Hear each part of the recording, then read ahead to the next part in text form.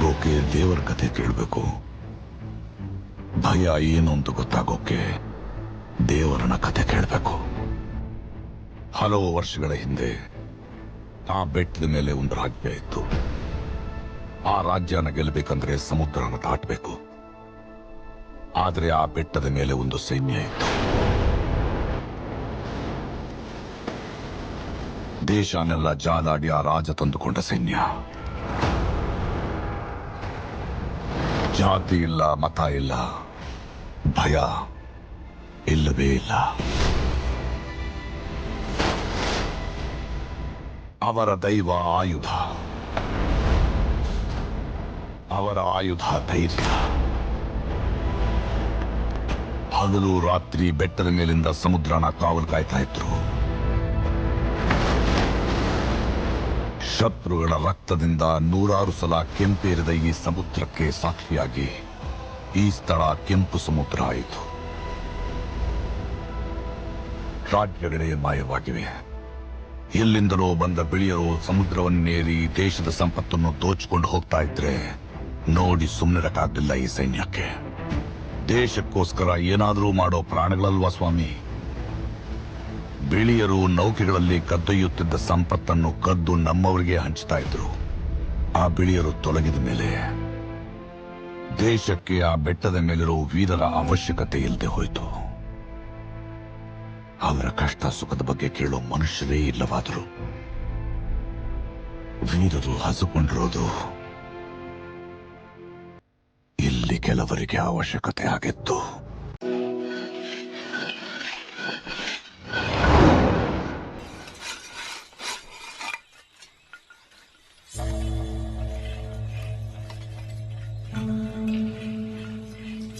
ಎಲ್ಲರೂ ಆಯುಧಗಳನ್ನ ಮಸಿತಾ ಇದೀವಿ ಅಂದ್ರೆ ಆಯುಧಗಳಿಗೆ ಕೆಲಸ ಬಂತು ಅನ್ಸುತ್ತೆ.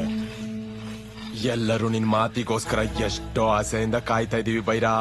ಸಮುದ್ರಕ್ಕೆ ಹೋಗೋನ್ ಜೊತೆ ಯುದ್ಧ ಮಾಡೋ ಕ್ಷಣ ಹತ್ತಿರದಲ್ಲೇ ಇದೆಯಾ ಭೈರ?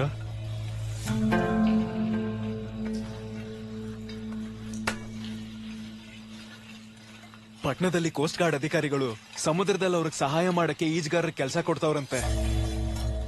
ಸಂಬಳನೂ ಜಾಸ್ತಿನೇ ಕೊಡ್ತಾರಂತೆ. ನೀನ್ ಎಷ್ಟು ವರ್ಷ ನಮಗ್ ಕಲ್ಸ್ಕೊಟ್ ವಿದ್ಯೆ ಉಪಯೋಗಕ್ಕೆ ಬರುತ್ತೆ. ನೀನ್ ಒಂದು ಸಲ ಹೂ ಅಂದ್ರೆ ಎಲ್ರಿಗೂ ಸಮುದ್ರದಲ್ಲಿ ಕೆಲಸ ಸಿಗತ್ತೆ ಬೈರ. ಇಷ್ಟು ವರ್ಷಗಳಿಂದ ನಾನು ಕಷ್ಟಪಟ್ಟು ನಿಮಗೆ ಕಲ್ಸಿದ್ದು ಇದಕ್ಕೋಸ್ಕರನ, ದೇವರನಿಗೋಸ್ಕರನ? ನಮ್ಮವರೆಲ್ಲ ಕೆಲ್ಸಕ್ಕೆ ಹೋದ್ರೆ ಆ ದೇವರಿಗೆ ಕೆಲಸ ಇಲ್ದಂಗ ಆಗತ್ತಲ್ಲ ಬೈರ. ನಾಳೆ ಅಷ್ಟ್ರಲ್ಲಿ ಯೋಚನೆ ಮಾಡಿ ಹೇಳು.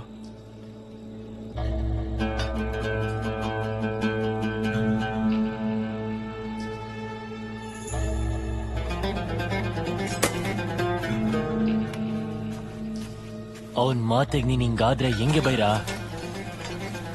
ಚಿಕ್ಕ ವಯಸ್ಸಿಂದ ನನ್ನ ಹತ್ರನೇ ಇಟ್ಕೊಂಡೆ.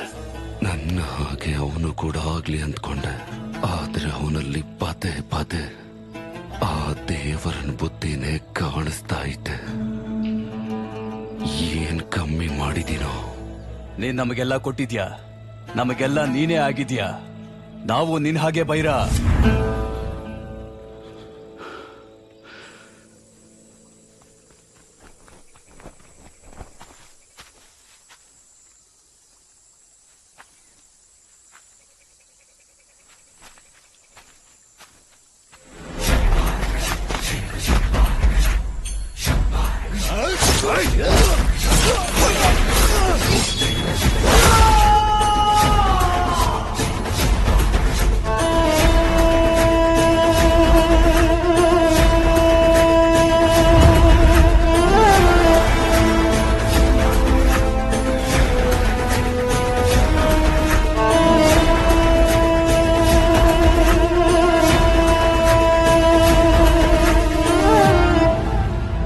ನಮ್ ಜೊತೆ ಬೆಳೆದವನಾದ್ರೂ ಅವನಲ್ಲಿ ಸ್ವಲ್ಪ ಹೊತ್ತು ದೇವರನ್ನ ನೋಡಿದ್ವಿ ಬೈರಾ.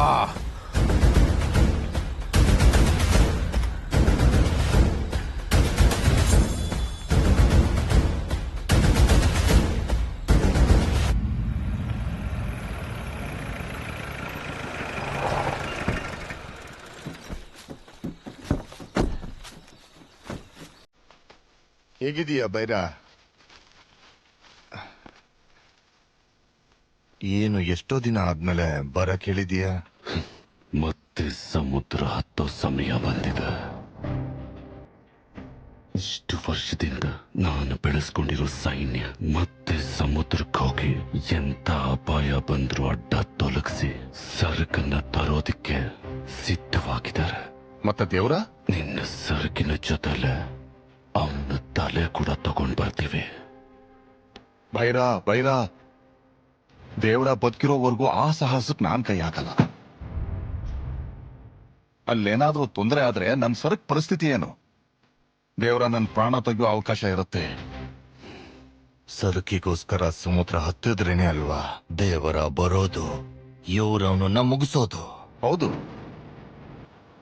ಆದ್ರೆ ನಾನ್ ಮಾತ್ರ ಈ ಅವಕಾಶ ತಗೊಳಲ್ಲ. ಹೇಗಾದ್ರೂ ಆ ದೇವರನ್ನ ಇಲ್ಲಿ ಬರೋ ಹಾಗೆ ಮಾಡಿ ಅವನು ಪ್ರಾಣ ತೆಗೆದಿದ್ದೀನಿ ಅಂತ ವಾರ್ತೆ ಮುರ್ಸೋ ಬೇಡ. ವಾರಕ್ಕೊಂದು ಸರಕು ತರಿಸಿ ಮತ್ತೆ ಈ ಬೆಟ್ಟಕ್ಕೆ ಹಳೆ ವೈಭವನ ತಂದ್ಕೊಡ್ತೀನಿ. ದೇವರನ್ನ ಪ್ರಾಣ ತೆಗೆದ್ರೇನೆ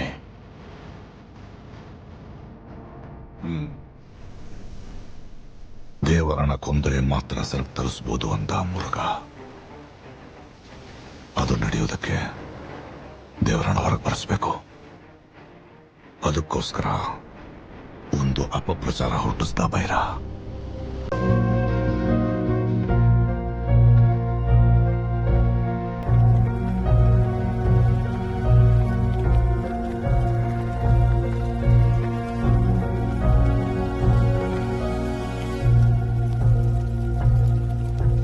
ಏನೋ ವರ, ಈ ಕಡೆ ಬಂದಿದ್ಯಾ? ನಿನ್ ತಂಗಿ ಬಂದೇನಾದ್ರೂ ಹೇಳಿದ್ಲಾ? ನನ್ನ ಹತ್ರ ಬಂದು ಹೇಳ್ಕೊಡಿದ್ರು ಸಮಸ್ಯೆ ಇರಲಿಲ್ಲ.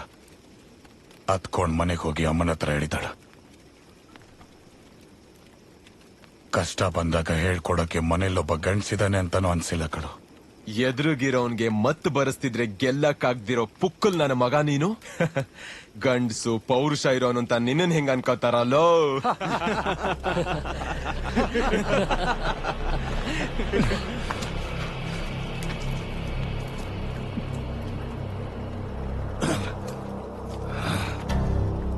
ಈಗ ನಾನು ಕೊಡ್ತಿದ್ದೀನಿ.